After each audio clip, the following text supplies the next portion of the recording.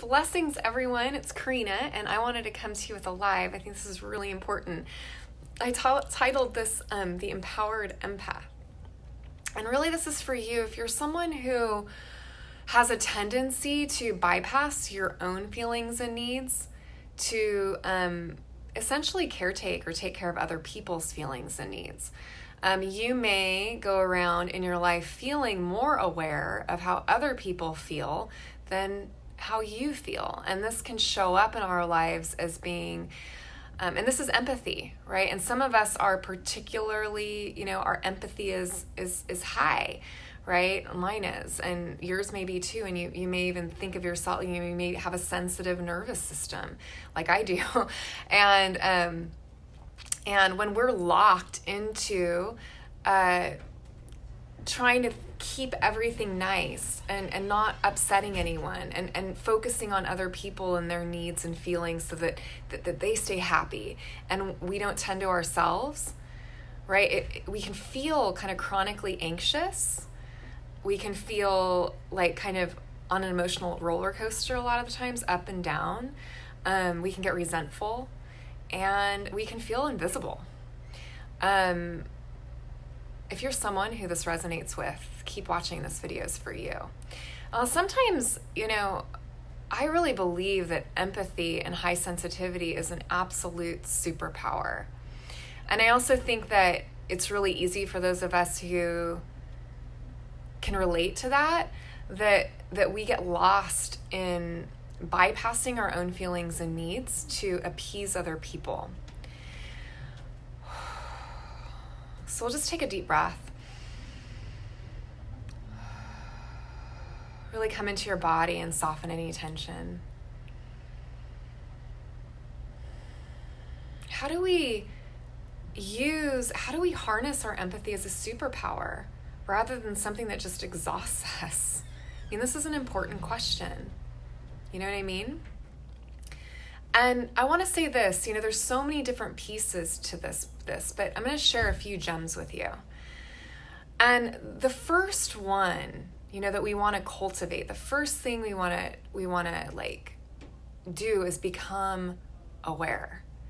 Become aware of what's happening, in our lives. Become aware of what we're feeling and what we're thinking.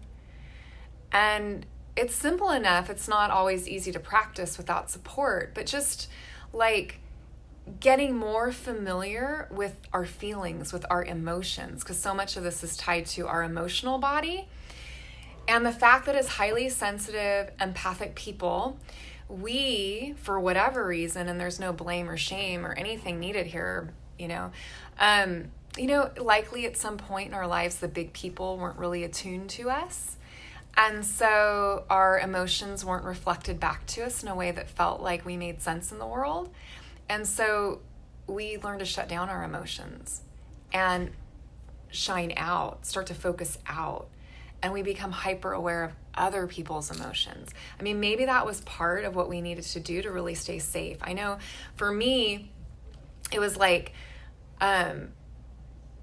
for as long as I can remember, I was more aware of other people and how they were thinking and feeling than I was. I felt kind of, invisible and anxious a lot of the time, struggling with panic attacks from the time I was a little kid, and depression, childhood depression. And I'm so grateful that happened because, it really was painful. It was so painful that I really needed to reclaim my emotional body so that I would stop playing a losing game. It's a fucking losing game to try to keep other people happy. For me, the way I got through life, when I was younger, was to be invisible. If people didn't notice me, then I could avoid being judged. I could avoid being, worried about, which was, very triggering for me at a certain time in my life. And so, but over time, it stopped working because I kept having to shove my own feelings and needs down and down and down. And the truth is, it sounds so like, it can sound so like, oh, I just put everyone above me or ahead of me. It's really selfish. It's really because you can't tolerate someone else's pain. We have a hard time tolerating pain in other people because it triggers something in us that we don't want to be with. And until we get that part handled, we're going to continue to try to make other people happy so we don't have to experience the distress of them being in pain.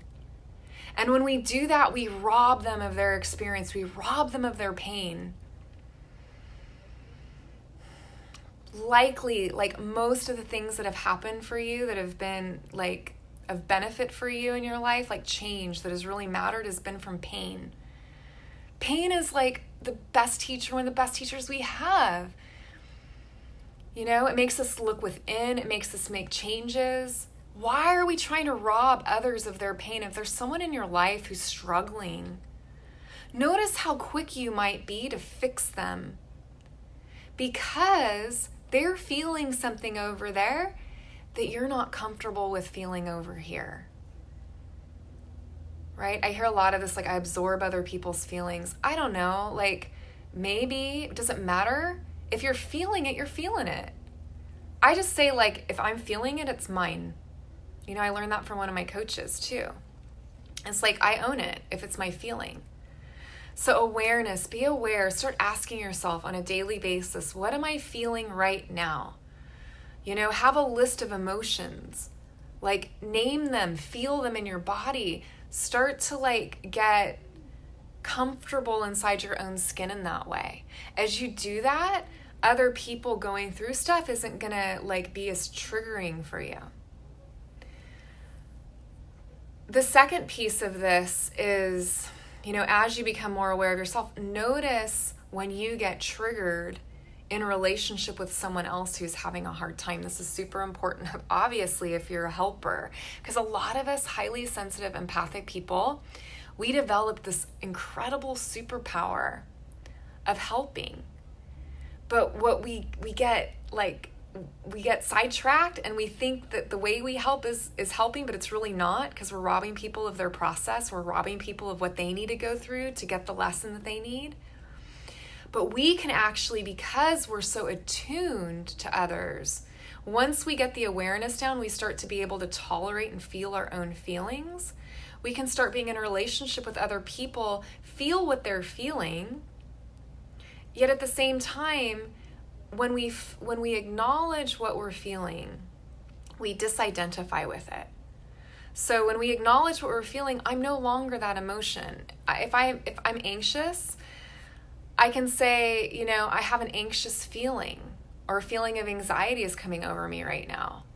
But there's space now. I'm not identified with the emotions. The emotions aren't me, right? So when anger happens, it's okay, because it's not meaning anything about me or about life. When my client is feeling despair, I can let them have that feeling, and I can be a witness to them and be a guide without needing to go in there and fix it, because I'm able to tolerate it in my own body. And in that way, it makes me a great, we make great coaches, we make great counselors, we make great guides, healers. A lot of us have grown up feeling like that's always what we've, been designed to do since the very beginning. This is funny, this thing on my head. So your empathy, is your superpower. This is the way that we become empowered in our empathy, and we can harness it that way. But first, it requires that we become aware ourselves of what our feelings are, what our needs are. Meditation practice is a great one for that. If you don't have a daily meditation practice, please get one. There's so many ways you can learn meditation now. Get support if you need it. If the stuff coming up for you, because sometimes, those of us who've had trauma, which I've never met a human being who doesn't have trauma,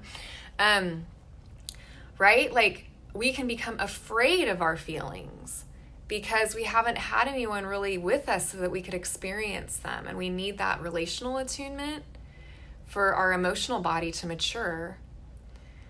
And so, that's what I do. That's my work in the world is doing this work with people. So, it could be like, if you need more support, get it, but become more aware. And then the second thing is remembering that once you become more like aware of your feelings, you let yourself feel your own feelings. And if you're with someone and they're triggering you, then it's like, what's coming up for you? Stop focusing on them. What's coming up for you? If you're in a relationship with someone and you're feeling off, it isn't them. They might be feeling something and you're feeling what they're feeling. That's probably happening. But ultimately, like, it comes back to you not being okay with that feeling that's gotten kicked up for you because you need to do your own work. Right? And you get to get like okay with that feeling in yourself so that you can totally tolerate it in others, and you can let them have their experience without trying to fix or change them. Have you ever had someone just give you advice when you're struggling? Why do people do that? It's so annoying. It never helps. It could be the best advice in the world, but if you're activated and you get that advice, screw them. Like, you don't want to hear it. It feels terrible to be given advice to when you're struggling and you haven't been acknowledged and met where you are. Doesn't work. If you're advice giving, just stop it. It doesn't work unless you're a therapist or a coach or a healer, but even then, ask permission to give advice. Oftentimes our desire to give advice is so that person can stop being upset because we're upset with their upset. You get it? If we really want to help people, so that's the second piece, is like disidentifying with our emotions by feeling them so that we can learn to tolerate other people's pain and we don't rob them of it because we can't tolerate it ourselves, right? The more we get, versed in that, the better we can be at like our superpower. So like maybe like you've always like you're a healer or you're healer on the rise, like you're someone who's wanting to work with people. Maybe you want to be a therapist or you are a therapist or something like that.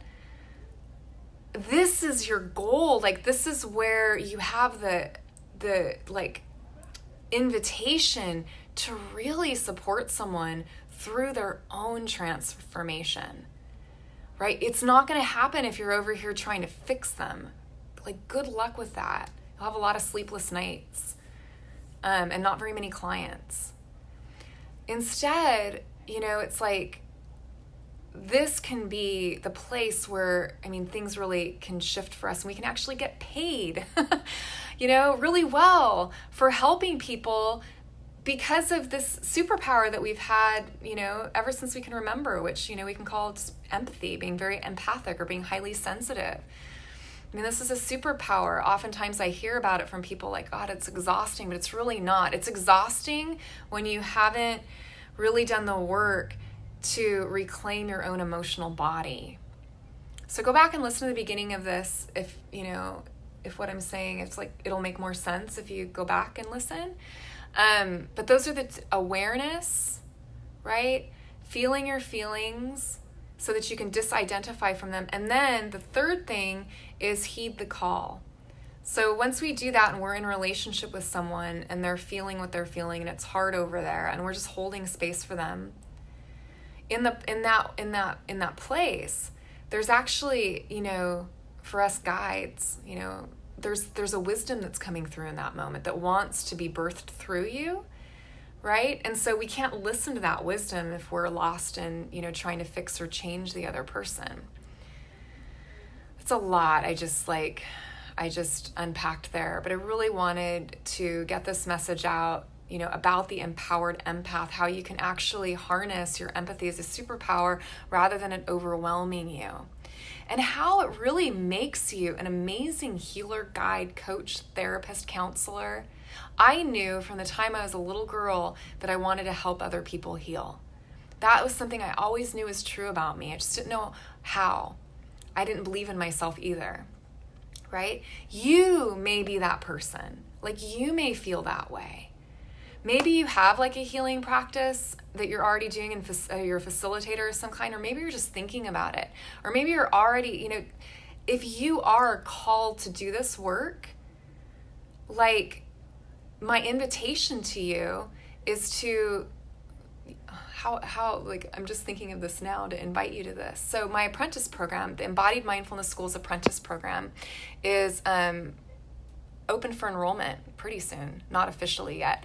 Our first info meeting is this Saturday. If you feel called to, learn more about the program, which absolutely goes into this deep personal work so that you can clear up your own shit, so that you can really help other people, how cool would that be?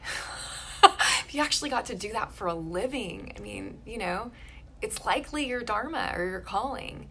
The apprentice program might be for you. And so you'll learn how to coach. You learn, we start with the deep personal work in the first quarter. And then you get, very specific coaching tools, and we practice, and we have actual clients that we work with. And I'm just graduating a beautiful group of human beings in September. So if you feel called to learn more about the program, learn more from me, then go ahead and PM me and I'll get more information to you. And if you're able to if you're in Long Beach, California and want to come to the live info session on Saturday, you can PM me about that too. I will likely do a Zoom call as well, so people who are at a distance can learn about it. If you'd like to be included on that, maybe you're not here in California, but it's definitely available to you if you don't live here. We have people in the program now who aren't from this immediate area. Your empathy is your superpower. How to be an empowered empath, and realize that, those gifts that you have, they really are gifts. And if you learn when you learn how to really become masterful in the realm of integrating and feeling your emotions, it can really unleash you into being a freaking kick-ass coach, guide, or healer. So, let me know if you're interested in that. So let me know what about this video serves you in the comments below. Please do like or share this with someone you know it would support. Sending you love and blessings. Namaste. Hey, everyone. Oh, look at who's watching. Eve, Michael, Raphael, Carolyn. Good to see you all.